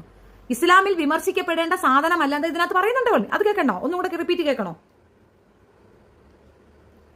പട്ടണത്തിൽ ചേർന്ന് മുസ്ലിം കുട്ടികളെ പഠിപ്പിക്കുന്നുണ്ട് എന്ന് പറയണം. ഞാൻ പറഞ്ഞു എസൻസിന് അങ്ങനെ പറയാം. പക്ഷെ ആ ചെറുക്കനെ കൊണ്ട് പറയിപ്പിക്കും. ആ ചെറുക്കനെ നിയമപരമായിട്ട് നേരിടാനുള്ള കപ്പാസിറ്റി ഉണ്ടാവും ഒരു സ്ഥാപനത്തിൽ. ഇപ്പൊ എനിക്കൊരു സ്ഥാപനം ഉണ്ടെന്ന് വിചാരിച്ചോ, എന്റെ സ്ഥാപനത്തിൽ അങ്ങനെ പഠിപ്പിക്കുന്നുണ്ട് എന്ന് നീ പരാതി കൊടുത്താൽ അല്ലെങ്കിൽ നീ പബ്ലിഷ് ചെയ്താൽ എതിരെ ഞാൻ പരാതി കൊടുക്കൂലേ? അപ്പൊ നീ പ്രൂവ് ചെയ്യേണ്ടി വരില്ലേ? അതിനുള്ള സാധനം അവരുടെ കയ്യിലുണ്ടോ? അവരുടെ കയ്യിലില്ല. അവരുടെ കയ്യിൽ ആകെയുള്ള റെഫറൻസ് റിസോഴ്സ് പറഞ്ഞ ഉവൈസാണ്. ഉവൈസ പാളക്കിതാബിൽ എന്തോ കണ്ടിട്ടുണ്ടല്ലോ. ആണെങ്കിൽ ഫത്തുൽ മൊയ്ൻ തന്നെ നമുക്ക് പറയാം. മലയാളികളായിട്ടുള്ള മുസ്ലിങ്ങൾ ജീവിക്കുന്നത് കൂടുന്ന ഷാഫി മതത്തിലാണ്. ഫത്തുൽ മൊയ്ൻ എന്താ പറയണ കേട്ടല്ലോ. അപ്പോ ശരിക്ക് പണ്ഡിതന്മാരെ വീഡിയോ കോളിൽ കൂടെയോ അല്ലെങ്കിൽ വീഡിയോയിൽ കൂടെ പ്രസന്റ് ചെയ്യിക്കാതെ അവരെ കൊണ്ട് ഇതിനകത്ത് കാര്യപ്രസക്തമായ കാര്യങ്ങൾ അനലൈസ് ചെയ്ത് കൃത്യമായി രേഖ എടുത്തിട്ട് ഇവർ ഏതെങ്കിലും രീതിയിൽ മറിച്ചാണ് പറഞ്ഞിട്ടുള്ളെങ്കിൽ ആ ഏഡ് എടുക്കുക, ആ വീഡിയോ എടുക്കുക, അത് വെച്ച് കംപ്ലൈന്റ് കൊടുക്കുക. അത്രേ ഉള്ളൂ. വ്രണക്കേസാണ്, കൊടുക്കുക തന്നെ ചെയ്യണം. സത്യം പ്രചരിപ്പിച്ചോട്ടെ, എവിടെ ഒരു പ്രശ്നമില്ല. കള്ളം പ്രചരിപ്പിച്ചാൽ ഇപ്പുറത്ത് സംസാരിക്കണം. അതാണ് വഴി. എന്തുകൊണ്ട് നിങ്ങൾ മറ്റു മതം ഇപ്പൊ ഇവിടെ ആരാ വന്നിട്ട് പറയുന്നിട്ട് ബാങ്ക് വിളിയുടെ അർത്ഥം പറയുന്നുണ്ട്. ബാങ്ക് വിളിക്കുന്നത് ഹിന്ദുക്കൾക്ക് വേണ്ടിയിട്ടല്ല, ബാങ്ക് വിളിക്കുന്നത് ക്രിസ്ത്യാനികൾക്ക് വേണ്ടിയിട്ടല്ല. അവരവരുടെ മതസമൂഹത്തിലുള്ള ആൾക്കാരുടെ അടുത്താണ് പറയുന്നത് ലാ ഇലാഹ ഇല്ലല്ലാഹ് മുഹമ്മദ് റസൂലുള്ളാഹ്. നിങ്ങളുടെ മുഹമ്മദ് നിങ്ങളുടെ റസൂലാണ്. അതേപോലെ തന്നെ ലാ ഇലാഹ ഇല്ല, ഒരു ദൈവമല്ല മറ്റൊരു ദൈവമില്ല എന്ന് പറയുന്നത് ഹിന്ദുക്കളുടെ അടുത്തല്ലടാ. അത് അവരുടെ മതവിശ്വാസത്തിലാണ് അവർ പറയുന്നത്. അവര് ഓണം ആഘോഷിക്കരുതെന്ന് പറഞ്ഞാൽ അത് അവരുടെ മതവിശ്വാസക്കാരുടെ പറയുന്നത്. അല്ലാതെ ഹിന്ദുക്കളുടെ അടുത്ത് ഹിന്ദുക്കളെ നിങ്ങൾ ഓണം ആഘോഷിക്കരുതെന്നല്ല പറയുന്നത്. ക്രിസ്ത്യാനികളെ നിങ്ങൾ ഇത് ക്രിസ്മസ് ആഘോഷിക്കരുതെന്നല്ല അവർ പറയുന്നത്. അവരുടെ മതവിശ്വാസികളുടെ അടുത്താ പറയണേ. അതെന്താ അവരവരുടെ മതവിശ്വാസികളുടെ അടുത്ത് പറയണ്ടേ? അവർക്ക് ഇഷ്ടമുള്ള അവർ പറയും. നീയൊക്കെ ഓം നമോ നാരായണ എന്ന് പറയുന്നത്. ഈ അസ്സലാമു അലൈക്കും എന്ന് പറഞ്ഞാൽ സമാധാനം നിന്നോടൊപ്പം എന്നാണ്. സമാധാനം നിന്നോടൊപ്പം. അത് എല്ലാരും പറയുന്നതല്ലേടാ. അതുകൊണ്ട് ജിജി മറിയോട് ആ മറിയ ചെറുക്ക ഇരുന്നോണ്ട് പറയുന്നുണ്ട്. അത് ക്രിസ്ത്യാനികളും പറയുന്നതാണ്. അവരുടെ ഭാഷയെ പറയുന്നു, ഇവര് അറബിക്കിൽ പറയുന്നു. അറബിക്കില് അള്ളാഹു എന്ന് പറഞ്ഞാൽ ദൈവം എന്നാണ് അർത്ഥം. ഓം നമോ നാരായണ ഞങ്ങളാരും കംപ്ലൈന്റ് ചെയ്യുന്നില്ലല്ലോ. ഓം ജയ ജഗദീശ ഹരേ സ്വാമി ജയ ജഗദീശ ഹരേ ഞങ്ങൾ കംപ്ലൈന്റ് ചെയ്യുന്ന ഞങ്ങൾ കംപ്ലൈന്റ് ചെയ്യുന്നുണ്ടോ? ഇല്ലല്ലോ. സ്വാമിയേ ശരണായി. അപ്പോ ഞങ്ങൾക്ക് കംപ്ലൈന്റ് ഉണ്ടാടാ? നമുക്ക് കംപ്ലൈന്റ് ഉണ്ടാ? നീ കേട്ടിട്ടുണ്ടാ? അങ്ങനെ എന്തെല്ലാം കാര്യങ്ങളുണ്ട് നമ്മൾ പറയുന്നുണ്ടാ? എവിടെ ചെന്ന ഓ നമ ശിവായ നാരായണ നാരായണ നാരായണ നമ്മൾ കംപ്ലൈന്റ് ചെയ്യുന്നാടാ? അതെന്താ? അത് ഞങ്ങളുടെ ദൈവമല്ല, അത് നിങ്ങളുടെ ദൈവം. ഞങ്ങൾ എന്തിനാ അത് കേൾക്കുന്നേ? ഈശോ മിശിയാക്കി സ്തുതിയായിരിക്കട്ടെ. അതെന്താ അച്ഛനിക്ക് അസ്സലാമു അലൈക്കും എന്ന് പറഞ്ഞാൽ എന്താ കുഴപ്പം? അച്ഛന്റെ രീതി അതാണ്. ഈശോയ്ക്ക് സ്തുതിയായിരിക്കട്ടെ. ഈശ്വരൻ അത് അവരുടെ ദൈവം എന്ന് പറയുന്നത് ഈശോൻ, അദ്ദേഹത്തിന് സ്തുതിയായിരിക്കട്ടെ. അതവർ പറയുന്നു. നിനക്കൊക്കെ സൗകര്യം ഉണ്ടെങ്കിൽ പറ, ഇല്ലെങ്കിൽ മിണ്ടാണ്ട് ഒരു മൂലയിൽ പോയി കുത്തിയിരി. അത്രേ ഉള്ളൂ. അവനവന്റെ വിശ്വാസമാണ് അവർ കാണിക്കുന്നത്. അവരുടെ ഉദ്ദേശ ലക്ഷ്യം മറ്റുള്ളവരെ മതം പഠിപ്പിക്കുക എന്നല്ല. അവരുടെ മതബോധമുള്ള അവരുടെ മതവിശ്വാസികൾക്ക് അവർ കൊടുക്കുന്ന ആഹ്വാനമാണ് നിനക്കൊക്കെ ഇവിടെ നോവുന്നു. സുമനൻ സാർ കൊണ്ടുവന്ന സുപ്രീം കോടതിയിൽ നിന്ന് എടുത്ത ഒരു പ്രത്യേക വിധി കയ്യിലിരിപ്പുണ്ട്. അത് ബാങ്ക് വിളി നിർത്തലാക്കാനല്ലടാ. ശിവൻകോവിൽ കിടന്ന് ബഹളം വെച്ചതിനാണ്. ശിവൻകോവിൽ മൈക്ക് വെച്ചിട്ട് ബഹളം വെച്ചതിന് അതിനെതിരെ കൊണ്ടുവന്നതാണ് യുക്തിവാദിയായ സുമനൻ സാറ് സുപ്രീം കോടതി വരെ പോയിട്ട് കൊണ്ടുവന്ന സാധനം. അല്ലാതെ ബാങ്ക് വിളി നിർത്തലാക്കാനല്ലടാ. 5 മിനിറ്റ് ബാങ്ക് വിളിച്ചെന്നും പറഞ്ഞ ആർക്കും ഒന്നുമില്ല. അത് ഇസ്ലാമിയരായ നിങ്ങളെ ഉണരുവിനെന്നാണ്. മനസ്സിലായ? നിങ്ങൾ ഉണർന്നെഴുന്നേൽക്കുവിനെന്ന് ഇസ്ലാമിയരോടാണ് സുബഹി ബാങ്കിൽ അത് പറയുന്നത്. നിങ്ങൾ വരൂ, നിങ്ങൾ പ്രാർത്ഥിക്കാൻ വരൂ എന്ന് അവരോടാണ് പറയുന്നത്. അല്ല നിന്റെ അടുത്തൊന്നും അല്ല. എടാ ഹിന്ദുക്കളെ എഴുന്നേറ്റ് വാ ലാ ഇലാഹ ഇല്ലല്ലാഹ് എന്നല്ല പറയുന്നത്. പറഞ്ഞോ? ഇല്ലല്ലോ. അവരുടെ മതവിശ്വാസം അനുസരിച്ച് ജീവിക്കാൻ ആർട്ടിക്കിൾ ഇവിടെ ഉണ്ട്. നിയമം അത് അനുശാസിക്കുന്നുണ്ട്, ഭരണഘടന അത് പറഞ്ഞു കൊടുക്കുന്നുണ്ട്. അവർക്ക് അതിനുള്ള റൈറ്റ്സ് ഉണ്ട്. അവരവരുടെ റൈറ്റ്സ് അനുസരിച്ച് ജീവിക്കുന്നു. നിങ്ങളടുത്ത് രാവിലെ ഒന്ന് നമോ നാരായണ നാളെ പറയണ്ട, നമോ നാരായണ എന്ന് പറയരുത്. നിങ്ങൾ ലൈലല്ലതാ പറയാൻ പറഞ്ഞ ഇല്ലല്ല, ഈശോ മിശിഹായ്ക്ക് സ്തുതിയായിരിക്കണം എന്ന് പറഞ്ഞാൽ നമ്മൾ എടുക്കൂല. നമ്മൾ നാളെ അസ്സലാമു പറയാൻ പറ്റും. പറയുന്ന ജയ് ശ്രീകൃഷ്ണ, ജയ് ശ്രീറാം. നീയൊക്കെ പറയുന്ന കണക്ക് അസ്സലാമു അലൈക്കും കേൾക്കുമ്പോൾ സമാധാനം കിട്ടണമെന്ന് തന്നെയാണ് പറയുന്നത്. ജയ് ശ്രീറാം എന്നിട്ട് ആളുകൾ എഴുന്നേറ്റ് ഓടുക ചെയ്യുന്നത് പേടിച്ചിട്ടാ. നീ മൂലത്തിൽ കോമ്പ് കൊണ്ട് നടക്കുന്ന ടീമുകളല്ലേ. ഇത് മറ്റു മതവിഭാഗങ്ങളെ അവഹേളിക്കുന്നതല്ല. അവർക്ക് അവരുടെ മതം, ഇവർക്ക് ഇവരുടെ മതം. ഇതിനകത്ത് തന്നെ ലക്കും ദീനക്കും വലിയ ദീനെന്ന് പറയുന്നത് നിനക്ക് നിന്റെ മതം, എനിക്ക് എന്റെ മതം. ഞാൻ മതവാദിയും മതം പ്രചരിപ്പിക്കാനൊന്നുമില്ല, മതം പ്രചരിപ്പിക്കാൻ വന്നോളൊന്നുമില്ല. എന്നിട്ട് നീ ഓടിപ്പോയി, അതായത് നിന്റെ അമ്മയുടെ കാലിൻ്റെ ഇടയിൽ ഓടിപ്പോയി. ലാംഗ്വേജ് മാറുക, ഞാൻ പച്ചയ്ക്ക് അവരാധം പറയും, എന്റെ വായ നേക്കല്ലേ. ഞാൻ നേരത്തെയും പറയുന്നു, ഇവിടുന്ന് ഡീസൻസി ഒന്നും പ്രതീക്ഷിക്കില്ലേ. ഇത് ഷെഫീനയുടെ ചാനലാണ്, ഇവിടുന്ന് ഞാൻ പച്ചയ്ക്കങ്ങ് പറഞ്ഞുതരും. പിന്നെ ഇരുന്ന് മോങ്ങരുത്, മനസ്സിലായില്ല. ഈ സാധനം റിപ്പോർട്ട് അടിക്കാൻ വെക്കൂല, അത് വീഡിയോ ലൈവ് റിപ്പോർട്ട് അടിക്കാനുള്ള വകുപ്പില്ല. ഇനി പോയാലും ഷെഫീന വേറെ ചാനലും കൊണ്ടുവരും. ഞാൻ ചെക്കാക്കിയാണ്, ഞാൻ ബ്രാൻഡാണ്, ഞാൻ തെളിയിച്ചതുമാണ്. ഈ വിഷയത്തിൽ ഇവന്മാര് പ്രചരിപ്പിക്കുന്നത് കളവാണെന്ന് മാത്രവുമല്ല, ആ പെണ്ണുൾപ്പെടെ വാക്കുമൂലം തന്നിട്ടുള്ള അവളുടെ വോയിസ് ആണ് ഞാൻ നിങ്ങൾക്ക് പ്ലേ ചെയ്ത് കേൾപ്പിച്ചത്. ആരിഫ് ഹുസൈനെയും ലിയാഖത്ത് അലിയെയും പൈസ കൊടുത്ത് വിലക്കെടുത്തിരിക്കുന്നത് ഈ പറയുന്ന അനിൽ തീരഭൂമിയാണ്. ഇവൻ ഇത് ക്ലബ് ഹൗസിൽ വന്ന് സംസാരിച്ചിട്ടുണ്ട്. അതായത് ഇസ്ലാമിയരുടെ ആക്രമണം മൂലം കഷ്ടപ്പെടുന്ന ആരിഫ് ഹുസൈനും ലിയാഖത്ത് അലിക്കും ജബ്ബാർ ബാഷിനും വരെ ഞാൻ പേയ്മെന്റ് കൊടുക്കും. 35,000 രൂപയാണ് ജസ്ലാം ആടശ്ശേരി ഒരു വേദിക്ക് വാങ്ങിച്ചിട്ടുള്ളത്, ഒരു വേദിയിൽ പ്രസംഗിക്കാൻ വാങ്ങിക്കുന്നത്. എന്നിട്ട് അവസാനം അത് കൊടുത്തില്ല, അവിടെ കിടന്ന് അടികൂടിയ മോളാണ്. സർവ്വസന്നാഹങ്ങളോട് കൂടി വരും. അതാണ് അവനെ ഒന്നിനും കൊള്ളാതെ ഒരു വീട്ടിൽ ഒരു മൂലയ്ക്ക് ഇട്ടിരുന്ന പഠിക്കാൻ മാത്രം അയച്ചിരുന്ന ഒരു കൊച്ചിനെ പെട്ടെന്ന് ഇവരങ്ങ് ബൂസ്റ്റപ്പ് ചെയ്യുകയാണ്, തൂക്കി തലേ വെക്കുകയാണ്. ഫ്ലാഷ് മോബ് കളിക്കരുതെന്ന് പറഞ്ഞു. അത് എന്തിന് കളിച്ചു എന്ന് കൃത്യമായി പറഞ്ഞു കൊടുത്തിരുന്നെങ്കിൽ ആ വീട്ടുകാരുൾപ്പെടെ അത് സമ്മതിക്കും, മഹല് സമ്മതിക്കും. എന്തിനായിരുന്നു, എന്താണ് ഇന്റൻഷൻ, അത് പറഞ്ഞു കൊടുത്താൽ അവർ സമ്മതിക്കും. അവരെ പറഞ്ഞ് മനസ്സിലാക്കുക എന്നുള്ള നമ്മുടെ ഉത്തരവാദിത്വമാണ്. ഇപ്പൊ നമ്മുടെ വീട്ടില് രാത്രി 12 മണിക്ക് നിനക്കൊക്കെ തട്ടുദോശ ചെയ്യണം. നിങ്ങളുടെ വീട്ടിൽ എനിക്കിപ്പോ 6 ആങ്ങളമാരുണ്ട്. യുവന്മാരുടെ ഇടയിൽ എനിക്ക് രാത്രി തലയ്ക്ക് തട്ടുദോശ ചെയ്യണമെന്ന് പറഞ്ഞാൽ അമ്മമാർ 6 കൂടെ അടിക്കാൻ കയറി. എവിടെ കൊണ്ടടി പാതിരാത്രിക്ക് എന്ന് ചോദിക്കും, സ്വാഭാവികം. തട്ടുദോശ അല്ല, ടേസ്റ്റുള്ള സാധനം. കാക്ക എന്റെ കൂടെ വാ, നമുക്കൊന്ന് കഴിച്ചു നോക്കാം എന്ന് പറഞ്ഞു നോക്കുക. ആദ്യത്തെ ദിവസം നമ്മളെ കൊണ്ടുപോകും, 2ാമത്തെ ദിവസം അവർക്ക് ബോറടിക്കും, കാശ് ചെലവാകും എന്ന് പറയുമ്പോൾ നിന്റെ പൈസ നീ പോയി തിന്നു എന്ന് പറയും. 4-5 ദിവസം അടുപ്പിച്ച് പോകുമ്പോഴത്തേക്ക് അവർക്ക് മനസ്സിലാവും പെങ്ങൾ പോയാൽ തിന്നിട്ടിഞ്ഞ് വരും. ധൈര്യമായിട്ട് നമ്മളെ വിടും. ആ ധൈര്യം അവർക്ക് ഉണ്ടാക്കി കൊടുക്കാൻ നമ്മൾ പെണ്ണുങ്ങൾക്ക് സാധിക്കണം. അവിടെ അങ്ങനെയാണോ സാധിക്കുന്നത്? ഇറങ്ങിയ ഉടനെ തുണി പറിച്ച് അങ്ങോട്ട് എറിയും. പിന്നെ ഒരു ബിക്കിനി ഇട്ടിട്ടുള്ള ഉല്ലാല ഉല്ലാല ഉല്ലാല ഉല്ലാല, ഇതാണ് പെണ്ണുങ്ങൾ കാണിക്കുന്നത്. ഇത് കാരണം അതിനകത്ത് കഷ്ടപ്പാട് അനുഭവിക്കുന്ന പെൺകുട്ടികൾക്ക് പോലും പുറത്തേക്ക് വരാനോ സംസാരിക്കാനോ കഴിയാൻ പറ്റാത്തൊരു സാഹചര്യമുണ്ട്. അതേ നമ്മൾ പറയുന്നുള്ളൂ. നിങ്ങളാണ് നിങ്ങളുടെ ശത്രുക്കളെന്നാണ് ഞാൻ പറയുന്നത്. പെണ്ണുങ്ങളെ തുണി വലിച്ചെറിയുക എന്നുള്ളതല്ല നിങ്ങളുടെ സ്വാതന്ത്ര്യം. സ്വയം പര്യാപ്തത നേടൂ, വിദ്യാഭ്യാസം നേടൂ, സന്തോഷമായിട്ട് നിങ്ങൾ വീട്ടിൽ അവതരിപ്പിക്കും, നടക്കും. 18 വയസ്സ് കല്യാണം നിശ്ചയിക്കുന്നു. എനിക്കിപ്പോ കല്യാണം വേണ്ടെന്ന് കട്ടർ റൈറ്റ് പറയടി, ഒരാൾ നിന്നെ പിടിച്ച് കെട്ടിക്കൂല. അതെന്ത് ന്യായം? താലി കെട്ടാൻ വരുമ്പോൾ ഇത്രയും സദസ്സിന്റെ മുമ്പ് എനിക്ക് കല്യാണം ഇഷ്ടമല്ലെന്ന് പറഞ്ഞാൽ നിശ്ചയിച്ച് കല്യാണം മുടങ്ങുമെന്നല്ല, വേറെന്തും നടക്കും. നീ കോംപ്രമൈസ് ചെയ്യുന്നതുകൊണ്ടാണ് നിനക്കത് സംഭവിക്കുന്നത്. എവിടെ അങ്ങനെ തന്നെയാണ്. നിങ്ങൾ സ്ട്രെങ്തൻ ആവുക. നിങ്ങൾ സോഫ്റ്റായി നിൽക്കുന്നിടത്ത് നിങ്ങൾക്ക് ഇത് അനുഭവിക്കേണ്ടത് എല്ലാ മതത്തിലും ഉണ്ട്, എല്ലായിടത്തും ഉണ്ട്. ഈ മതത്തിന് മാത്രം പ്രശ്നം എന്ന് പറയുമ്പോൾ നിങ്ങൾ ഇതിന്റെ നിയമം പഠിക്കാൻ ഞാൻ അതാണ് പറയുന്നത്. ഞാൻ ഫസഹ് ചെയ്തവളാണ്. ജാമിത ഇരുന്നുകൊണ്ട് പറഞ്ഞു ഫസഹ് എന്നൊരു സാധനം ഇല്ല. എടാ, മാധ്യമം പത്രം എടുത്ത് വെച്ച് നോക്കൂ, ഒരു 100 തലാക്ക് ബോർഡ് അതിനകത്ത് പെണ്ണുങ്ങൾ എഴുതി വെച്ചിട്ടുണ്ട്. 7 ദിവസം മാറി എന്നാ ഫസഹ് പറയാം. 7 ദിവസം സെക്ഷലി നമ്മളെ സാറ്റിസ്ഫൈഡ് ചെയ്തിട്ടില്ലെങ്കിൽ ഫസഹ് പറയാം. അതാണ് നിയമം. ലോകത്ത് എവിടെയെങ്കിലും ഉണ്ട്. ഇവിടെയൊക്കെ കണ്ടില്ലേ ഓരോ എത്തുവാളികൾ വിവാഹമോചനത്തിന് വേണ്ടി പോയി റാൻ മൂളി നിൽക്കുന്നത്, എനിക്ക് വിവാഹമോചനം തരുമോ, എനിക്ക് വിവാഹമോചനം തരുമോ എന്ന്. ഇവിടെ അതൊന്നുമില്ല, പോടാ എടുത്തുണ്ട്. നീ ആ രീതിയിലൊരു പീഡനം ഇവർക്ക് ചെയ്യാൻ ഒക്കത്തില്ല. പോടാന്ന് പറഞ്ഞാൽ ഇറങ്ങിപ്പോയി കോണം, സ്ഥലം കാര്യമാക്കിക്കോ. അതിലൊരു റൈറ്റ്സും ഉണ്ട്. വന്ന് കയറുമ്പോൾ ഒരു എമൗണ്ട് തരാതെ കയറാക്കൂല. ഇവളെ പോറ്റാൻ, ഇവൾക്കുണ്ടാകുന്ന കുഞ്ഞുങ്ങളെ പോറ്റാൻ ത്രാണിയുള്ളവൻ വിവാഹം കഴിച്ചാൽ മതിയെന്നാണ് നബി പറഞ്ഞിട്ടുള്ളത്. അതാണ് മഹർ, അല്ലാതെ യോനിക്കൂലിയല്ല. അത് ഈ കൊടുത്ത് ശീലമുള്ള കാമിതയ്ക്ക് അങ്ങനെ തോന്നും. കാമിത റെഡ് സ്ട്രീറ്റിൽ പോയി കൊടുക്കുകയാണ് ചെയ്യുന്നത്. അപ്പൊ കൊടുക്കുമ്പോഴത്തേക്ക് ഒരു എമൗണ്ട് കിട്ടും. ഈ കിടന്നു കൊടുക്കുന്നതിന് ഒരു എമൗണ്ട് കിട്ടും. ആ എമൗണ്ടിന്റെ ഓർമ്മയിലാണ് അവൾ ഇരുന്നുകൊണ്ട് ഇത് യോനിക്കൂലി എന്ന് പറയുന്നത്. അത് അവളും അവളുടെ വീട്ടുകാരും അവളുടെ വീട്ടിലുള്ള എല്ലാ പെണ്ണുങ്ങളും ചെയ്യുന്നതാണ് ഈ കിടന്നു കൊടുപ്പ്. ആ കിടന്നു കൊടുപ്പാണ് അവളത് പറയുന്നത് യോനിക്കൂലി എന്ന്. ഈ യോനിക്കൂലി എന്ന് പറയുന്ന ലിയാക്കത്തിന്റെ വീട്ടിലും അതായിരിക്കും. അപ്പൊ അങ്ങനെയാണ് കാണുന്നത്. അവന്റെ വീട്ടിലുള്ള പെണ്ണുങ്ങൾ പോയി കൊടുക്കുന്നുണ്ടാവും. അപ്പൊ അവർക്ക് പൈസ കിട്ടുന്നുണ്ട്. അതാണ് അവർ യോനിക്കൂലി എന്ന് പറയുന്നത്. നമ്മളൊക്കെ വിവാഹം കഴിച്ചിട്ട് കയറി വരുന്നത് ഒരു കുടുംബത്തിലേക്കാണ്. നമുക്ക് എത്രയോ ബന്ധങ്ങൾ അതുവഴിയാണ് വരുന്നത്. നമ്മൾ ജീവിക്കാനാണ് വരുന്നത്. സെക്സ് വേണം വേണ്ടെന്നൊന്നും പറയുന്നില്ല, പക്ഷെ സെക്സേ വേണോ എന്നൊന്നുമില്ല. സെക്സ് മാത്രമല്ല അതിനകത്ത് മാനദണ്ഡം. അവർ കുടുംബത്തിലേക്ക് നമ്മൾ കടന്നു വരികയാണ്. അവന് പ്രാപ്തിയില്ല, അവന് നമ്മളെ സംരക്ഷിക്കാനുള്ള കഴിവില്ല, ആരോഗ്യമല്ല പറയണത്. അവൻ അതിനുള്ള ഇതുണ്ടാകണം, പ്രാപ്തനായിരിക്കണം എന്നുള്ളതാണ്. എവിടെയെങ്കിലും പെണ്ണിന്റെ പൈസ വാങ്ങിച്ച് ആണുങ്ങൾ എടുക്കുന്നെങ്കിൽ ഇന്നത്തെ കാലഘട്ടത്തിൽ പോലും അത് ആത്മാഭിമാനം നശിക്കുന്ന ഒരു കാര്യമാണെന്ന് ആണുങ്ങൾ ചിന്തിക്കുന്നത് എന്തുകൊണ്ടാണ്? അത് അവളുടെ പൈസയാ, അവൾക്ക് സംഭവിച്ച അവൾക്ക് എടുക്കാം. അങ്ങനെയല്ലേ? ഞങ്ങളുടെയൊക്കെ വീട്ടിൽ അങ്ങനെയാണ്. അപ്പോൾ എനിക്ക് എൻ്റെ എക്സ്പീരിയൻസേ പറയാൻ പറ്റും. മനസ്സിലായ? നാട്ടുകാരുടെ എക്സ്പീരിയൻസ് ഒന്നും എനിക്ക് തള്ളിക്കൊണ്ട് തരാൻ പറ്റത്തില്ല. എൻ്റെ കുടുംബവും എൻ്റെ വീട്ടുപേരും ഞാൻ പറഞ്ഞിട്ട് നിൽക്കുകയാണ്. എൻ്റെ വീട് 300ഓളം വരുന്ന അംഗങ്ങളുള്ള കുടുംബമാണ് എൻ്റെത്. എൻ്റെ കുടുംബം അവിടെ അങ്ങനെ പരന്ന് പറവി കിടക്കുകയാണ് പറകുന്നിൽ. അവിടുന്ന് ഏതെങ്കിലും ഒരെണ്ണത്തിനെ കൊണ്ടുവന്ന് ഞാൻ പറഞ്ഞതിൻ്റെ അപ്പുറമായിട്ട് ഒരു പെണ്ണിനെ കൊണ്ടുവന്ന് പറയിച്ചാൽ സുല്ല്, ഞാൻ ഈ പരിപാടി നടത്തി വിട്ടുപോകും. ഈ 300 പേരുടെയും ഗ്യാരണ്ടിയാണ് ഞാൻ നിങ്ങൾക്ക് തരുന്നത്, ഒരാളുടെ അല്ല. വഴക്കുണ്ടാവത്തില്ലേ? ഇപ്പൊ എന്റെ നാത്തൂനും എന്റെ ആങ്ങളെയും കൂടെ കുസ്തിയാ. എനിക്ക് ഉറപ്പാണ് അവൾ മിണ്ടൂല. എന്തുകൊണ്ടെന്നറിയാമോ? അവൾക്ക് അവിടെ ഒരു പ്രശ്നമുണ്ടെങ്കിൽ അവിടെ പോയി നിൽക്കുന്നത് ഞങ്ങളാ. ആങ്ങളയ്ക്ക് വേണ്ടിയിട്ടല്ല, അവക്ക് വേണ്ടിയിട്ട്. അതാണ് കുടുംബം എന്ന് പറയും. കൂടുമ്പോൾ ഇൻപമുള്ളത് കുടുംബം. ആ കുടുംബം ഭദ്രമായി കൊണ്ടുപോകാൻ പ്രാപ്തരാണ് ഇസ്ലാമിയത്. ആ യൂണിറ്റി കണ്ടിട്ട് കുണു പറഞ്ഞാൽ അവിടെ ഇരുന്ന് കുണുകുണുക്കുന്നു, കുണുകുണുക്കുന്നു. വീട്ടിൽ നിന്ന് ഇറക്കി വിട്ടിട്ടില്ലല്ലോ ഇവളെയൊന്നും. ഇവരെ കുടുംബം, ലിയാക്കത്തിന്റെ കുടുംബം എന്നല്ലേ പറഞ്ഞത്? ലിയാക്കത്ത് എന്ന് പറയുന്നത് കറതീർന്ന വൃത്തികെട്ടവനാണെന്ന്. വീട്ടിൽ കയറ്റത്തില്ല. അപ്പൊ ഈ ക്രിസ്ത്യാനി പെണ്ണിനെയും കല്യാണം കഴിച്ച് വീട്ടിൽ വന്നാൽ വീട്ടിൽ കയറ്റാൻ പറ്റുമോ? അവർക്കൊരു ചട്ടവട്ടങ്ങളുണ്ടേ. ഒരു കുടുംബമാകുമ്പോൾ അതിനകത്ത് ചില ചട്ടങ്ങളും രീതികളും ഉണ്ടാവും. അത് അക്സെപ്റ്റ് ചെയ്യാൻ പഠിക്കണം. നീ ക്രിസ്ത്യാനിയെ കൊണ്ടുവന്നോ, കുഴപ്പമില്ല, മതം ചേരണം. അല്ലെങ്കിൽ നിന്റെ കൂടെ ഞങ്ങൾക്ക് സഹകരിക്കാൻ ബുദ്ധിമുട്ട്. അത് ജെനുവിനായ അവരുടെ ഒരു അഭിപ്രായമാണ്, അത് അവരുടെ രീതിയാണ്. നീ ഉടനെ എടുത്തോ പിടിച്ചോണ്ട് ഇസ്ലാമയെ കൊള്ളത്തില്ല, ഹാത്തില മയ്യത്തൂന അൽ പത്തലൂന അൽ കൊണക്കലൂന. എടാ കമ്പിക്കഥ യൂട്യൂബർമാരെ നിർത്തിയിട്ട് വേറെ വല്ല കൂലിപ്പണിക്കും പോടാ. എടാ ഓട്ടോ ഓടിച്ചോണ്ട് നടന്നവനല്ലേ നിനക്ക്? ഓട്ടോ ഓടിച്ച 10 രൂപ വരുമാനം അന്തസ്സായിട്ട് മക്കൾക്ക് അന്തസ്സോടെ ആഹാരം കൊടുക്കാലടാ. ഒരു സമൂഹത്തിനെ അവഹേളിച്ചുകൊണ്ടും അപരാധിച്ചുകൊണ്ടും കിട്ടുന്ന പണം കൊണ്ട് കൊച്ചു പിള്ളേർക്ക് ആഹാരം കൊടുത്ത ആ പിള്ളേർക്ക് അത് എന്തോ ഇല്ലെന്ന് എനിക്കൊരു ബോധമുണ്ട്. കമ്പിക്കഥ കാമിത പറയുന്നത് മുഴുക്ക ഹദീസാണ്. ഹദീസ് എടുത്ത് വെച്ചിട്ടങ്ങ് വിവരണമാണ്. ഇടി വിവരിക്കുന്നവളെ നീ ജുക്തിവാദിയാണെങ്കിൽ, ഞാൻ അവളെ ജുക്തിവാദി എന്ന് പറയുന്നത് യുക്തിവാദി എന്ന് പ്രൊനൗൺസ് ചെയ്യാൻ അറിയാനിട്ടല്ല. അവള് ജുക്തിവാദിയാണ്. അവളെ വെച്ചേ പറയാൻ പറ്റുള്ളൂ. അവൾ എടുത്തു വെച്ച് പറയുന്ന മനുസ്മൃതി ഇതിനെക്കാട്ടിയും വൾഗറിസം ഉണ്ട്. ഇതിനേക്കാൾ വൾഗർ പഴയ നിയമത്തിലെ ബൈബിൾ എടുത്തു വെച്ചാലുണ്ട്.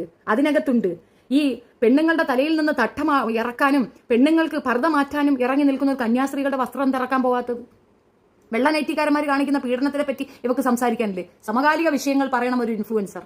ഒരു വിഷയത്തിൽ അധിഷ്ഠിതമായി സംസാരിക്കുമ്പോൾ ഒപ്പോണന്റ് ഇവിടെ നിന്നുകൊണ്ട് പറഞ്ഞു കഴിഞ്ഞാൽ ഒബ്ജക്ഷൻ ഉണ്ടെങ്കിൽ അതിന് പറയണം. അല്ലാതെ ഷെഫീന എനിക്ക് അറിഞ്ഞൂടാ ഏത് ബീഗം എന്ന് ചോദിക്കുന്ന ആരിഫെ ഞാൻ തെളിവ് കൊണ്ട് വയ്ക്കുമ്പോൾ നീ ഞെട്ടരുത്. അത്രേ എനിക്ക് പറയാനുള്ളൂ. പിന്നെ ഇവിടെ പലരും വന്നിട്ട് പറയുന്നുണ്ട് സംവാദമാണെന്ന്. എന്താണ് നിങ്ങൾ ഉദ്ദേശിക്കുന്ന സംവാദം? ഞാൻ പറഞ്ഞത് റിയാലിറ്റിയാണ്. ഈ റിയാലിറ്റിയിൽ അവന് സംവദിക്കാൻ അവനെ കൊണ്ട് പറ്റില്ല. കാരണം റിയാലിറ്റിയിൽ ഈ പറയുന്ന ഇസ്ലാം മതത്തിനെ വക്രീകരിച്ചുകൊണ്ട് മുഹമ്മദ് നബി പല പെണ്ണുങ്ങളെ വിവാഹം കഴിച്ചുകൊണ്ട് എന്ന് പറഞ്ഞ് മുഹമ്മദ് നബി ചെയ്ത ഒരു വിഷയത്തിനെ, അതും ഏറ്റവും നല്ലൊരു കാര്യത്തിനെ നശിപ്പിച്ചുകൊണ്ട് വ്യഭിചരിക്കാൻ അത് എടുത്ത് ഉപയോഗിച്ച ആരിഫിന് എന്ത് സംവാദമാണ് നിങ്ങൾ ഉദ്ദേശിക്കുന്നത്? അവൻ വ്യഭിചരിക്കുകയാണ് ചെയ്തത്. ഒരെണ്ണത്തിനെ കെട്ടി 2 കൊച്ചുങ്ങൾ ഉണ്ടാക്കി അങ്ങ് ദൂരെ കളഞ്ഞു. അടുത്തതിനെ കെട്ടി എന്ന് പറഞ്ഞ് കുറച്ചാൾ വെച്ചോണ്ടിരുന്ന് നന്നായി പ്രോഗ്രാം ചെയ്തു, അതിനെ കളഞ്ഞു. 3ാമതൊരുത്തിന്റെ കൂടെ കിടന്ന് അങ്ങനെ അറുമാദിക്കുന്നു. അത് കഴിഞ്ഞിട്ട് കാമിതയുടെ കൂടെ 4 ഇതൊന്നും പോരാഞ്ഞിട്ട് ഒരു പെണ്ണിനെ, ഇന്ത്യയിൽ ഒരു പെണ്ണിനെ അപമാനിച്ചാൽ ഉണ്ടാവുന്ന ക്രൈം എന്താണെന്നറിയോ? സുനിതയ്ക്ക് നട്ടലില്ലാനിട്ട്. ഞാനായിരുന്നെങ്കിൽ ഇവൻ ജയിലിൽ കയറിയെന്ന് ഉണ്ട എണ്ണിയാന. ഈ നട്ടലില്ലാത്ത സ്ത്രീ മിണ്ടാതിരുന്നു. അവരെ കിടന്നുകൊണ്ട് വിളിക്കണം ആ സംവാദത്തിന്. അവന് കിടക്കണ ഓർമ്മയുള്ളൂ. അവൻ കമ്പിക്കഥ യൂട്യൂബറാ. അവൻ കിടന്നുകൊണ്ടാണ് സംവദിക്കുന്നത്. മനസ്സിലായി? അവന്റെ സംവാദം അതെന്തുകൊണ്ടെന്നറിയാമോ? മെജോറിറ്റി വൾഗറായി വൃത്തികെട്ട രീതിയിൽ പെണ്ണുങ്ങളെ എടുത്തു വെച്ച് അവഹേളിക്കുന്നവനിക്കൊന്നും സുനാ പൊങ്ങത്തില്ല. ഈ സുനാ നോട്ട് വർക്കബിൾ കണ്ടീഷൻ അട്ടാൾ അവനിക്കാണ് ഈ പ്രാന്ത്. സാധനമൊക്കെ വർക്ക് ചെയ്യുക, അത്യാവശ്യം നന്നായിട്ട് ഒരു പെണ്ണിനെ സന്തോഷിപ്പിക്കാൻ പറ്റുന്നവൻ മറ്റൊരു പെണ്ണിനെ നോക്കിയിട്ട് കിബില എന്ന് പറയത്തില്ല. ഇവൻ കിക്കിലാമ്പി പറയണ എന്താണെന്നറിയാം? സുനാ പൊങ്ങണ്ടേ ഹേ. ഇനി ഇത് ഞാൻ പറഞ്ഞുകൊണ്ട് പറയരുത്, വ്യക്തിയധിക്ഷേപമല്ല. കോടതിയിൽ എഴുതി കൊടുത്ത സാധനത്തിനകത്തുണ്ട് മൈ സുന is not working at all because my ഉസ്താദ് കട്ടിംഗ് ആൻഡ് മൈ ഉസ്താദ് കട്ടിംഗ് മൈ സുന not working. I am dissatisfied. അതിന് ഇംഗ്ലീഷ് ഒന്നും വേണ്ട. എനിക്ക് സുന പൊങ്ങുന്നില്ലടേ. 3-4 എണ്ണത്തിനെ കെട്ടി. അവളുമാരൊന്നും സന്തോഷമല്ല, എല്ലാം ഇറങ്ങിപ്പോണ്. എന്റെ സുന വർക്കബിൾ ആകാത്തതിന്റെ ഒറ്റ കാരണം ഈ സുന കട്ടിംഗ് ആണ്. എനിക്കിതിന് ഒബ്ജക്ഷൻ ഉണ്ട്. ഞാൻ എന്തൊരു പറഞ്ഞ് ഇവ എന്തൊരു കേട്ട്. ഞാൻ അവനോട് പറഞ്ഞതും ഞാൻ എപ്പോഴും പറഞ്ഞതും ഞാൻ മുറിയേണ്ടി എന്ന് വിളിച്ച് ഇവരെ അധിക്ഷേപിച്ചതും പൊടി മക്കളെ ചെയ്യുന്നത് ഞാൻ ഇപ്പോഴും ഒബ്ജക്ഷനാണ്. എന്റെ കൊച്ചുകളെ തൊടാൻ സമ്മതിച്ചിട്ടില്ല, ചെയ്യൂല, ഞാൻ ചെയ്യത്തില്ല. എന്റെ അടുത്ത് വന്ന് കുതികാല് വെട്ടി കൊക്കോന്ന് പറഞ്ഞുകൊണ്ട് അടുത്ത് ഞാൻ മറുപടിയും കൊടുത്തിട്ട് മുറിയേണ്ടിന്ന് വിളിക്കുള്ളൂ. നീ അണ്ടി മുറിച്ചാൽ മുറിയേണ്ടിന്ന് വിളിക്കുള്ളൂ. അങ്ങനെ പറ്റുള്ളൂ. കൊച്ചുമക്കൾ ബോധമില്ലാത്ത സമയത്ത് അവരുടെ സമ്മതമില്ലാതെ കാത് കുത്തുന്നതും തെറ്റ്, മുറിക്കുന്നതും തെറ്റ്. ഇത് ഞാൻ പറയുന്ന കാര്യം തന്നെ. അത് ഞാൻ മാറിയിട്ടില്ല. നിങ്ങൾ എന്താ പറയുക ഞാൻ മാറിയെന്ന്? ഞാനിവിടെയും മാറിയിട്ടില്ല. 2 കല്യാണം കഴിച്ച ഏത് നാറിയെ കണ്ടാലും ഞാൻ കല്ലുവാരി എറിയും. അത് തെണ്ടിത്തരമാണ്. അത് ഒരിക്കലും അക്സെപ്റ്റ് ചെയ്യാൻ പറ്റാത്തൊരു കാര്യമാണ്. അതാണ് ഞാൻ പറഞ്ഞ നിയമത്തിൽ ആദ്യ ഭാര്യയ്ക്ക് എന്തെങ്കിലും കേടോ അവർക്ക് താല്പര്യമില്ലായ്മയോ അവർക്ക് വേണമെന്ന് തോന്നി അവർ നിർബന്ധിക്കുകയോ ചെയ്താൽ മാത്രം പുരുഷന് മറ്റൊരു വിവാഹം എന്ന് നിഷ്കർഷിക്കുമ്പോൾ ഇത് പോയി അവൾക്ക് വേണ്ടിയിട്ട് അവളെ സമ്മതമില്ലാതെ 4 എണ്ണത്തിനെ കെട്ടിക്കൊണ്ട് വെക്കുന്ന ഒരു പ്രത്യേകതരം സോന്നിവാസം അക്സെപ്റ്റ് ചെയ്യാൻ സൗകര്യമില്ലെന്നാണ് ഞാൻ പറഞ്ഞത്. ഞാൻ എന്നെ തുറച്ചു ചെയ്യുന്നേക്കുന്നത്. ഇപ്പൊ എന്തുകൊണ്ട് പറഞ്ഞത്? കിടന്നുകൊണ്ട് നീ പെണ്ണിനെ വിളിച്ചു. ഞാൻ അന്നേ പറഞ്ഞു, ആരിഫിന്റെ അടുത്ത് ഞാൻ ഇപ്പോഴും പറയണം, പൊന്നാരിപ്പെ എനിക്ക് ഈ വ്യൂവോ അല്ലെങ്കിൽ ഇതിന്റെ ചാനലോ ഇതൊന്നും എന്റെ വിഷയം. എനിക്ക് എന്റെ സമകാലിക വിഷയങ്ങളൊക്കെ അവിടെ പെൻഡിങ്ങിലാണടാ. ഞാൻ വേറെ ലെവലാണ്. എനിക്ക് താല്പര്യമില്ല. മാപ്പ് പറയുക സുനിതയോടെ. നീ മാപ്പ് പറഞ്ഞാൽ നിനക്ക് നിന്റെ ഈ തള്ളെഴുത്തും ഈ കുത്തുവർത്താനും കൊണ്ട് നിനക്ക് മുന്നോട്ട് പോകാം. ഞാൻ വരത്തില്ല നിനക്കിടയിൽ. അല്ലെങ്കിൽ ഞാനിത് തുടങ്ങിയതേ ഉള്ളൂ. നീ തുടങ്ങിയതല്ല, തിരമാല അടിച്ചു തുടങ്ങിയതല്ല, സുനാമി വരാൻ കിടക്കണതേ ഉള്ളൂ. ഞാൻ വിടൂല നിന്നെയോ ജാമിതയോ ഞാൻ വിടൂല. അതിന് കാരണമുണ്ട്. ചുമ്മാതിരുന്ന എന്നെ ചൊറിഞ്ഞളക്കിയത് മാത്രമല്ല, എന്നെ ചെയ്യാവുന്ന ദ്രോഹം അത്രയും ചെയ്തവരാണ് ഇവർ രണ്ടുപേരും. മാക്സിമം എന്നെ ഉപദ്രവിച്ചിട്ടുണ്ട്. അവഹേളിക്കാവുന്നതിന്റെ മാക്സിമം എന്നെ ഇവർ രണ്ടും കൂടെ അവഹേളിച്ചിട്ടുണ്ട്. ഈ കമ്പിച്ചിയും കമ്പനും അപ്പൊ അതിന്റെ മറുപടി എനിക്കുണ്ടാകും, എനിക്ക് ആ പ്രതികാരമുണ്ട്. പക്ഷെ ഇപ്പോഴും ഞാൻ പറയുന്നു, ഒരു അതായത് അമിക്കബിളി ഇത് സോൾവ് ചെയ്യണമെന്നാണ് നിന്റെ ആഗ്രഹമെങ്കിൽ നീ ഡീസന്റ് ആയിട്ട് മാപ്പ് പറയുക. എൻ്റെ അടുത്തല്ല, സുനിതയുടെ അടുത്ത്. ആ പെൺകുട്ടി ചെയ്യുന്നത് ധീരപ്രവൃത്തിയാണ്. കാരണം ഒരു മതസമൂഹത്തെ ആക്രമിക്കാൻ നിൽക്കുന്ന ഒരു വൃത്തികെട്ട വിഭാഗത്തിനെ തന്റെ മതവിശ്വാസത്തിന്റെ മുകളിൽ നിന്നുകൊണ്ട്, ഇപ്പൊ ഞാൻ പറയുന്നത് കാര്യമാക്കരുത്, കാരണം ഞാൻ ഇസ്ലാമാണ്, എന്റെ മതവിഭാഗത്തിനെ സംരക്ഷിക്കുക എന്നുള്ള എന്റെ ഉത്തരവാദിത്തമാണ്. എന്റെ ബ്ലഡ് കിടക്കുകയാണ്. ഞാൻ ഇനിയിപ്പോ എന്ത് കുന്തോന്ന് പറഞ്ഞാലും എനിക്ക് എന്റെ മതവിശ്വാസമുണ്ട്, എന്റെ മതവിശ്വാസികളെ ഞാൻ അംഗീകരിക്കും. അവരെന്ത് ചെയ്താൽ എനിക്കെതിരെ അവർ പിന്നെ സുനാഭികേശം പറഞ്ഞപ്പോൾ ഞാൻ എന്താ പറഞ്ഞത്, കൊല്ലുന്നെങ്കിൽ അവർ കൊന്നോട്ടെ, അവർ കൊല്ലുന്നത് എനിക്ക് സന്തോഷത്തോടെ മരിച്ചോട്ടെ എന്ന് പറയും. അത്രയല്ലേ ഞാൻ പറയുള്ളൂ. അത് ആ പെൺകൊച്ച് അങ്ങനെയല്ല. അതിനെന്തിന്റെ കാര്യം? അതൊരു ജേർണലിസ്റ്റാ. അതിന് ബാക്കിയുള്ള സമകാലിക വിഷയം പറഞ്ഞാലും വ്യൂ കിട്ടും. അത് എന്തുകൊണ്ട് ഇത് ചെയ്യുന്നു? അതാണ് പറഞ്ഞ സോഷ്യൽ റെസ്പോൺസിബിലിറ്റി. അതാണ് ഒരു ഇൻഫ്ലുവൻസർ. അവളെ നീ അപമാനിച്ചു, സ്ത്രീയെ അപമാനിച്ചു, ഞാൻ എടുത്തു കടി. അത്രയേ ഉള്ളൂ. നീ കാണുന്ന ആ കമ്പിക്കഥ ടീച്ചറല്ല സ്ത്രീ, അതുപോലുള്ള പെൺകുട്ടികളാണ് സ്ത്രീ. ഇപ്പോഴും പറയണം, നീ ഇതിന് സമ്പാദം തേങ്ങ എന്ന് പറഞ്ഞുകൊണ്ട് വരാൻ നിൽക്കാതെ മാപ്പ് പറഞ്ഞ് എഴുതി വെക്ക്. തീർന്നണം, അതോടെ തീർന്നു, പ്രശ്നം കഴിഞ്ഞു. ആൻഡ് ദാറ്റ്സ് പോവാൻ മുറിയേണ്ടി ലിയാക്കത്ത്. ഭരണഘടനയിൽ അഭിപ്രായ സ്വാതന്ത്ര്യം തരുന്ന നാടാ എന്റെ അഭിപ്രായം ഞാൻ പറഞ്ഞു. അവന്മാർക്ക് മാത്രമല്ല, എനിക്കും അഭിപ്രായമുണ്ട്. പക്ഷെ എന്റെ അമ്മയെ പള്ളി വിളിക്കാനുള്ള അഭിപ്രായമില്ല. എന്റെ അമ്മയോ എന്റെ മതവിശ്വാസത്തെയോ എന്റെ ദീനിബോധത്തെയോ കളിയാക്കാനോ ഇകഴ്ത്താനുള്ള ആ സ്വാതന്ത്ര്യം ഞാൻ അവന് കൊടുത്തിട്ടില്ല. അതൊന്ന് തണ്ടിത്തരോടാ. നിനക്ക് തന്തയില്ലെന്ന് ഞാൻ പറഞ്ഞത് അഭിപ്രായ സ്വാതന്ത്ര്യമാവോ? അത് തെറിവിളിയല്ലേടാ. അഭിപ്രായ സ്വാതന്ത്ര്യത്തിന് തെറിവിളിയുമായിട്ട് മാച്ചപ്പ് ചെയ്യരുത്. ഒന്ന് പെണ്ണുള്ളൂ. രാത്രി ഇനിയിപ്പോൾ പാതിരാത്രിക്ക് റോഡിലെങ്ങാണ്ട് ഇറങ്ങിപ്പോയാൽ കേരളത്തിന്റെ ഒരു സാഹചര്യം അനുസരിച്ച് എന്നെ റേപ്പ് ചെയ്യും. ഞാൻ പ്രസവമൊന്നും നിർത്തിയിട്ടില്ലടാ. 9 മാസം കഴിയുമ്പോൾ ഞാൻ പെറും. നീ നോക്കൂ കൊച്ചിനെ നീ ചെലവിന് കൊടുക്കൂ. പറ്റുമോ നിന്നെ കൊണ്ട്? തലയിൽ തട്ടമിട്ട് സംസാരിക്കുക. ഞാൻ ഒരു ഗ്യാസ് വരുന്നുണ്ട്, അതൊന്ന് വിട്ടിട്ട് സംസാരിച്ചാൽ മതിയാവുമോ അതോ ഗ്യാസ് ഞാൻ പിടിച്ചു വയ്ക്കണോ? അത് നീ തീരുമാനിക്കോ. ഞങ്ങളെ കൊണ്ട് ഷെഫീനാജി. ഓക്കെ, മുസ്ലിമാണോ? മുത്തലാഖ് ബിൽ യോജിക്കുന്നു. അങ്ങനെ ഒരു അവസ്ഥയിലേക്ക് ആ കാര്യങ്ങൾ എത്തിയത് എങ്ങനെ എത്തി? അവയർനെസ് ഇല്ലായ്മ. കുറെ മതപണ്ഡിതന്മാർ തങ്ങളുടെ സ്വാധീനത്തിന് വേണ്ടി, അല്ല തങ്ങളുടെ സ്വാർത്ഥ ലാഭത്തിന് വേണ്ടി ഇത് വളച്ചൊടിച്ചു. നിയമമായിട്ട് പോട്ടെ. ആ നിയമത്തിൽ എന്തൊക്കെയുണ്ടെന്നുള്ള കൃത്യമായി പഠിക്കൂ. പഠിച്ചിട്ട് നിങ്ങൾ പറയൂ. ഞാൻ ഈ പറഞ്ഞതിന് അപ്പുറം വേറെ എന്തെങ്കിലും ഉണ്ടെങ്കിൽ കൊണ്ടുപോയി ഞാൻ തർക്കിക്കാന്നേ. ഞാൻ അനുഭവിച്ചത് എനിക്ക് എന്റെ മൂത്ത മകൻ നിന്ന് 27 വയസ്സ് തികയാണ്. എന്റെ മൂത്ത മോന്. ഇത്രയും കാലം ഞാൻ ജീവിച്ചിരുന്നിട്ട് ഞാൻ അനുഭവിച്ച സുഖങ്ങൾ, ഞാൻ അനുഭവിച്ച സ്വസ്ഥത, അതാണ് ഞാൻ നിങ്ങൾക്ക് വിവരിച്ചു തരുന്നത്. അല്ല ഞാൻ കടവെടുത്ത് പറയുന്നതല്ല. ഇവരെനിക്ക് അതിന് പൈസയൊന്നും തരുന്നില്ല. ഇവന്മാരെന്നെ കണ്ടാ തെറി വിളിക്കുന്ന ടീമാണ്. ഇവർ ഞാൻ മുറിയേണ്ടി എന്ന് വിളിച്ചതുകൊണ്ട് ഇവന്മാർക്ക് എന്നെ കണ്ടെടുത്താൽ കണ്ടൂടാ. നിങ്ങൾ അങ്ങനെ തെറ്റിദ്ധരിക്കരുത്. ഇവരാരും എന്നെ നോക്കുവോ, ഇവരെനിക്ക് എന്തെങ്കിലും തരുന്നെന്നുള്ള തെറ്റിദ്ധരിക്കൊന്നും വേണ്ട. ഇവർക്ക് എന്നെ കണ്ടാൽ കൊല്ലാൻ നടക്കുന്നവരാണ്. പക്ഷെ ഇത് എന്റെ നീതിബോധം ഞാൻ പറയുന്നു. അത്രയേ ഉള്ളൂ. ചേച്ചി ബിഗ് ബോസിലേക്ക് വിളിച്ചാൽ പോകുമോ? സൂപ്പർ ഗെയിം വ്യൂ ഉണ്ടാകാൻ ചാൻസ് ഉണ്ട് ചേച്ചി പോയാൽ. അവളുടെ അറിയോ? അല്ല, പെണ്ണുങ്ങളുടെ വയസ്സ് വൈകല്ലടാ. എന്നെ കണ്ട എത്ര തോന്നുന്നു അത് തന്നെയാണ് എന്റെ വയസ്സ്. ഷക്കീർ ഹുസൈൻ ഈ കുളന്തൈ ടെൻഷൻ. ഈ പറയുന്ന ലേഡിയാണ് ഇത് പറഞ്ഞിട്ടുള്ളത്. ബാക്കി നിങ്ങൾ ഗസ് ചെയ്തോളൂ, ആലോചിച്ചോളൂ എന്താണ് അവിടെ നടക്കുന്നതെന്ന്. ഈ അനിൽ തീരഭൂമി എന്നെ സമീപിച്ചിട്ടുണ്ട്. എൻ്റെ വോയിസ് ഉണ്ട്. അനിലെ ഇല്ലാന്ന് പറഞ്ഞാൽ ഞാൻ അതെടുത്ത് പ്രയോഗിക്കും. എന്നെ സമീപിച്ചിട്ടുണ്ട്, എൻ്റെ അടുത്തും പറഞ്ഞിട്ടുണ്ട്. ഓഫറുകളൊക്കെ യവന്മാരെ എനിക്കും തന്നിട്ടുണ്ട്. ഞാനിതൊന്നും പുറത്ത് പറയണമെന്ന് ആഗ്രഹിച്ചില്ല. പക്ഷേ ഇടയ്ക്ക് ഞാൻ ഒരാളുടെ അടുത്ത് പറഞ്ഞിട്ടുണ്ടായിരുന്നു. പുള്ളി ത്രൂ ആണ് ജാമിത എന്നെ ഇതുപോലെ പിന്നെ വിളിക്കുന്നുണ്ട് എന്നുള്ള ജാമിത ഒരു വോയിസ് ഇട്ടിരുന്നല്ലോ. ആ വോയിസ് ഞാൻ പബ്ലിഷ് ചെയ്തില്ലേ, അത് ഞാൻ കൊടുത്ത വോയിസാണ്. എന്നെ വിളിച്ച വോയിസാണ് പബ്ലിഷ് ചെയ്തിട്ടുണ്ടായിരുന്നത്. ഞാൻ ചെയ്യേണ്ടത് എന്റെ ഭാഗത്തുനിന്ന് ഞാൻ ചെയ്തിട്ടുണ്ട്. ഇനി നിങ്ങളുടെ കയ്യിലാണ് ഇരിക്കുന്നത്. നിങ്ങൾ എന്തിനെല്ലാം യുണൈറ്റഡ് ആകുന്നു? ഈ വൃത്തികേടിനെതിരെ യുണൈറ്റഡ് ആകൂ. നിങ്ങൾ അതിനെതിരെ പ്രതികരിക്കൂ. അതാണ് ചെയ്യേണ്ടത്. എത്രയോ യൂട്യൂബേഴ്സ് ഉണ്ട് ഇസ്ലാം മതത്തിൽ നിന്ന് തന്നെ. അവരോടൊക്കെ പറയൂ, ഇവർ ചെയ്യുന്ന ഓരോ വീഡിയോയും ഒരു ദിവസം ഒരാൾ വെച്ച് എടുക്കാൻ പറയൂ. എടുക്കൂ. അതിനകത്തുള്ള അവളെ കളിയാക്കണമെന്നല്ല പറഞ്ഞത്, അതിനകത്തുള്ള കള്ളത്തരങ്ങൾ പൊളിച്ചു കൊടുക്കാനാ പറയുന്നത്. ഇവിടെ ഇരുന്നുകൊണ്ട് പറയും പള്ളി പൊളിക്കാൻ നിയമം. എന്റെ അപ്പനെയാണ് അടി പൊളിക്കാൻ നിന്റെ സുന പൊളിക്കാനുമാണ് നിയമമായത്, അല്ല പള്ളിയല്ലടി പൊളിക്കുന്നത്. അവൾ ഇരുന്നുകൊണ്ടിരുന്ന വായ്ത്താള അടിപ്പാണ് അവളെ വായ്ത്താള. ചേച്ചി ബിഗ് ബോസിന്റെ ചോദ്യത്തിനൊന്നും പറഞ്ഞില്ലല്ലോ.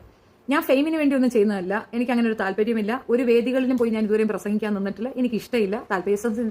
എസൻസിൻ്റെതായാലും ABC മലയാളം ചാനലിലായാലും ഒക്കെ എനിക്ക് ഇൻവിറ്റേഷൻ വന്നിട്ടുണ്ടായിരുന്നു.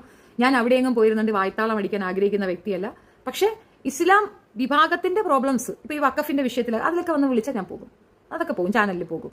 അല്ലാതെ അവർക്കെതിരായിട്ടൊരു വോയിസിന് ഞാൻ പോകില്ല. അവർക്കെതിരെ എനിക്ക് എന്തെങ്കിലും പറയണ്ടെങ്കിൽ അതിനാണ് ഞാൻ ഈ ചാനൽ വെച്ചിരിക്കുന്നത്. ഇവിടെ ഇരുന്ന് അലയും. മറ്റതുമായിട്ട് ഞാൻ പോകത്തില്ല. മനസ്സിലായോ? Appreciate your answer about your head. പിടിക്കുക. അപ്പൊ അതും പറഞ്ഞുകൊണ്ട് ആരും വരണ്ട.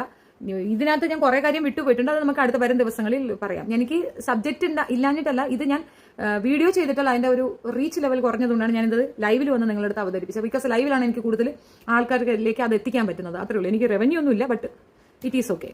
No problem. I am adjustable.